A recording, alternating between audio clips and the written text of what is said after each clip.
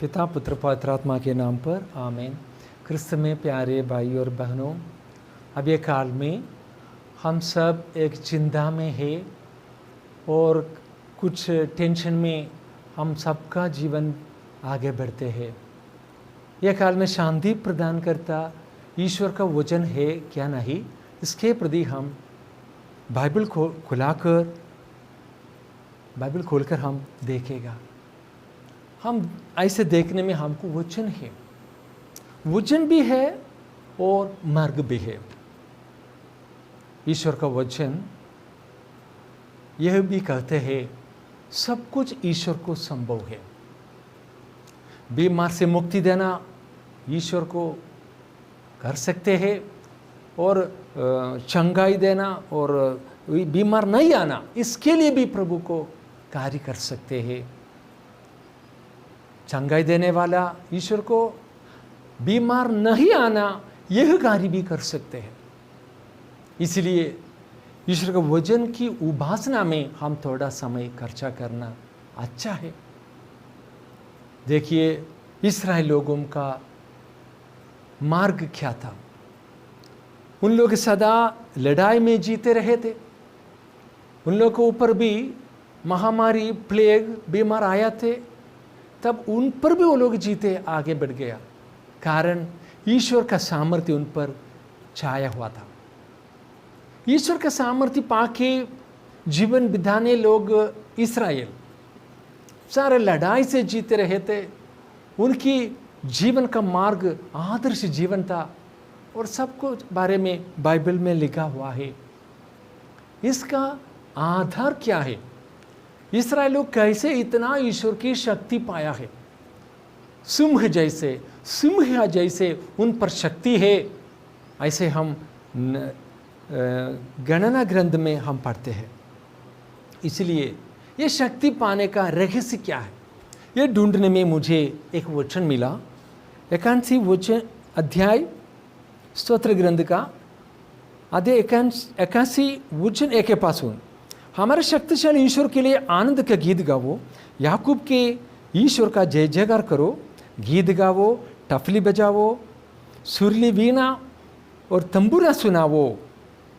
और यह भी कहा है यह इस्राएल का विधान है, याकूब के ईश्वर का आदेश है, यूसुफ के लिए यह नियम है। क्या है?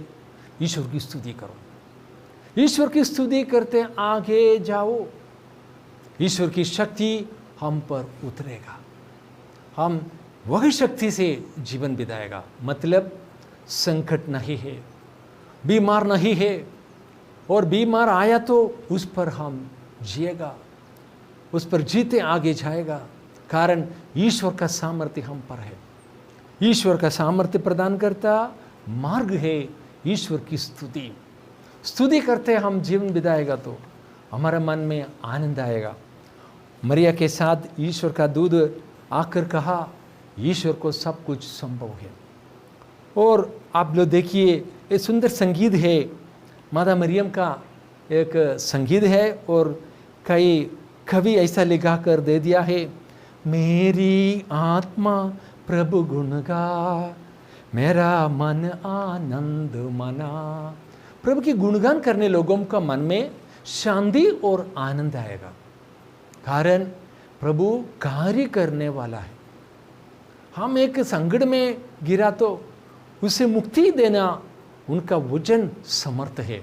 इसलिए उनको स्तुति करो, उनकी प्रशंसा करो, और वैसे हमारे जीवन में आशीष आएगा।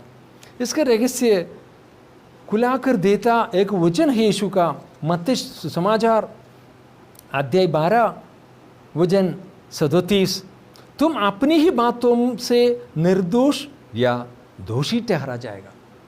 हम बोलता कार्यों से हम नीतिमान ठहरा जाएगा या दोषी ठहरा जाएगा। इसलिए हम क्या बोलते हैं इसमें हम थोड़ा केयर करने का है।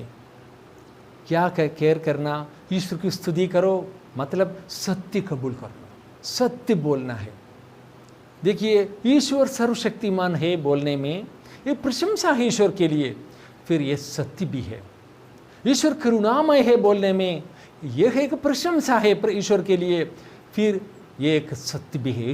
ईश्वर करुणामय है, ईश्वर चंगाई देने वाला है, ईश्वर मार्गदर्शन देने वाला है, ईश्वर पालनहार है, ईश्वर शासनहार है। ये सब सत्य भी है और ईश्वर को एक प्रशंसा भी है।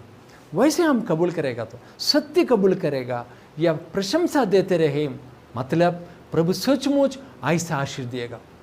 ईश्वर करुणामय है बोलने वाले लोगों को ईश्वर करुणा प्रदान करेगा। ईश्वर चंगाई देना बोलना लोगों को ईश्वर चंगाई देगा। जैसे हम बोलते हैं वैसे हमारे लिए आशीष आते हैं। तब हम कितने ही जोर से हम स्तुति करना है ईश्वर की, कारण उतनी आशीष हमारे जीवन में आएगा। हम ईश्वर को स्तुति नहीं करता है तो हमारे को ज्ञान नहीं है ऐसा समझना, कारण ज्ञानी लोगों का मुंह से ईश्वर की स्तुति बाहर आते हैं।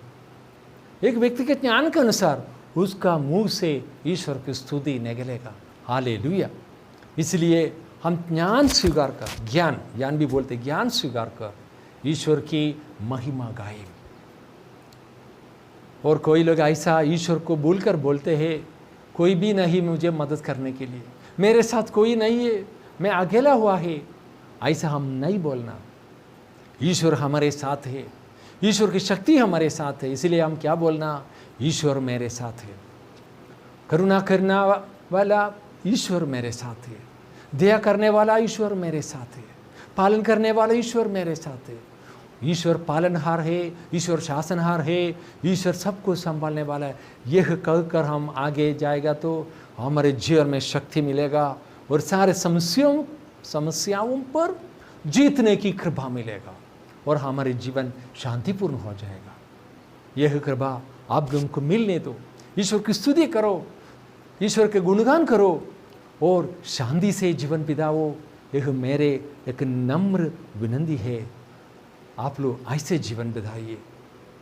अभी हम प्रार्थना करें। प्रभु यीशु, आपके द्वारा ईश्वर का रहस्य खुल गया है, इसलिए प्रभु यीशु तेरी स्तुति करते हुए हम अच्छे से अच्छे जीवन बिताने के लिए कृपा दीजिए। स्तुति से अनुसार तू देता शक्ति पाकर आदर्श जीवन और चिंता नहीं जीवन बिताने के लिए कृपा दीजिए। पिता, पुत्र, पवित्र आत्मा के नाम पर आमीन।